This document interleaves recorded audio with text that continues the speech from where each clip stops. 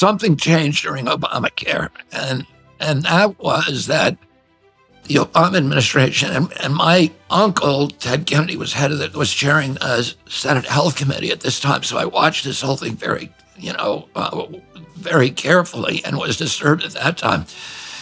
Because of the lobbying power of pharma, Obama could not get Obamacare passed without the collaboration of the pharmaceutical industry. So he basically had to make a golden handshake with the devil. And the agreement they made was that, number one, Obamacare is going to benefit you because it's going to pay for all of your products, the pharmaceutical drugs to Americans. Here was the key: we will not bargain over prices with you, which Medicare used to do. The Canadian government bargains when it provides health care to Canadians. It bargains, it gets really good deals, which is why Americans go to Canada to buy drugs, because they're much cheaper there. But here they could pay the top. They could charge the top rate, and the Obamacare would have to pay it. And that is how Obama got the pharmaceutical industry's support. And after that, it became permissible for Democrats to accept pharmaceutical money. The pharmaceutical money began pouring into the Democratic Party, but, on issues like vaccines, the Democrats and Republicans were pretty evenly split up till 2016. And then you had Trump run for presidency, and during his campaign, he, on several occasions, he mentioned that he believed that vaccines were causing autism. And this was anecdotal to him. He had 3 friends who were women, who were mothers, whose children had been completely healthy and then had regressed into, lost their language and regressed into stereotypical behavior of autism associated with autism after receiving MMR vaccines. And so his belief was that that the link was real.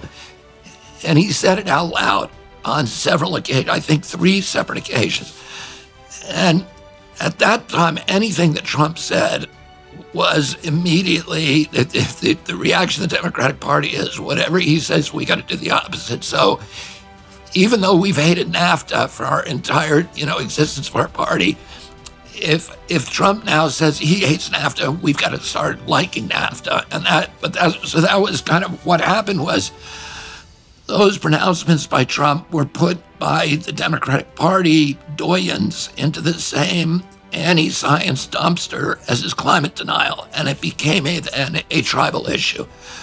And so that it was a culture war issue. If you thought vaccines cause autism, it meant you were a Republican, and if you thought they definitely did not, and that's been proven beyond any doubt, you were a Democrat. And there was no in between. There was no dialogue. There was no room for dissent or debate. It was a tribal issue, and it was life or death. And that's the way that I saw that history happen, because I watched the change in 2016. So you saw 2 things happen. You saw a collusion emerge because of the agreement that Obama made with big pharma companies, and then there was this twist that was thrown into it as a consequence of the Trump candidacy. So also, I'm wondering, it wasn't that long ago, well, I guess it's 20 years now, so it's some reasonable amount of time, that the laws in the United States were changed so that big pharma could advertise their products directly to the consumer. And that was actually a revolution in messaging. And now, as you pointed out in your last book, big pharma controls about 75% of the advertising on legacy media, and even more on the news shows.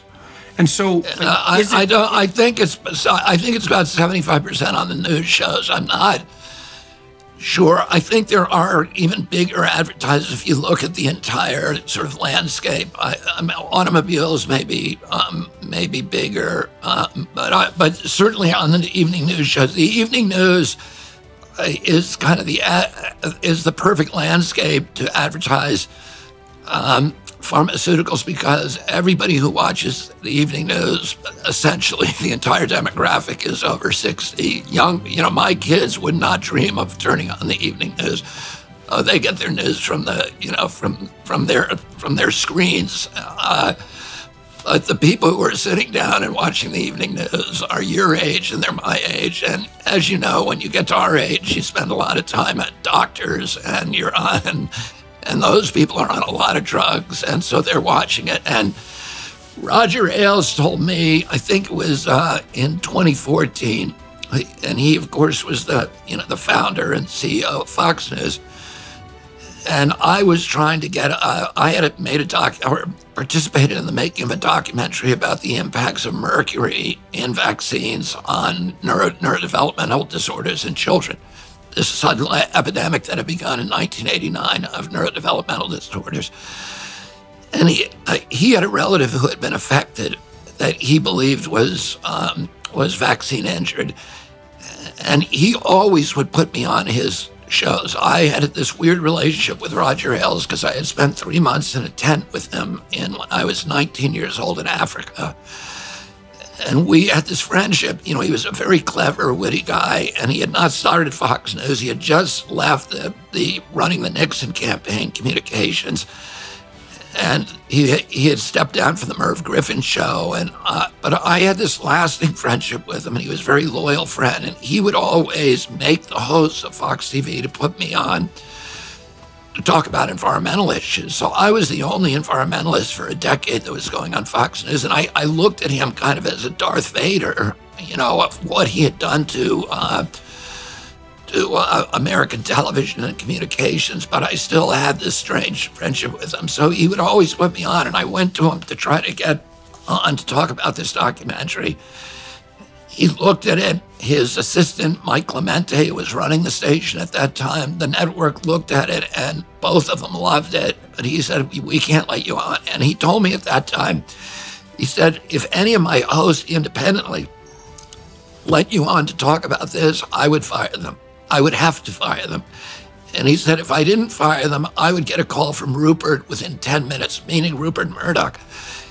And he said to me at that time, he said, 75% of my evening news division advertising revenues are coming from pharmaceutical companies. And he told me that of the 22 ads on the typical evening news show, that typically 17 or 18 of those were pharmaceutical ads. And so that, that tells it all. And I've seen again and again and again, people like Jake Tapper, who did this, worked with me for 3 weeks doing this incredible documentary on an article that I published in 2005 about a secret meeting that DEC sponsored with 75 vaccine makers about how to hide from the American public the links between autism and vaccines. I obtained the transcript for these from those meetings, and I published them in Rolling Stone. And Jake Tapper, as the Rolling Stone publication date approached, he spent 3 weeks with me doing an exclusive for ABC, which he was then working for, on my article, a companion piece. And the night before the piece was supposed to run, he called me up and he said, the piece just got killed by corporate. And he said, in all my career, I have never had a piece killed by corporate, and I'm so mad.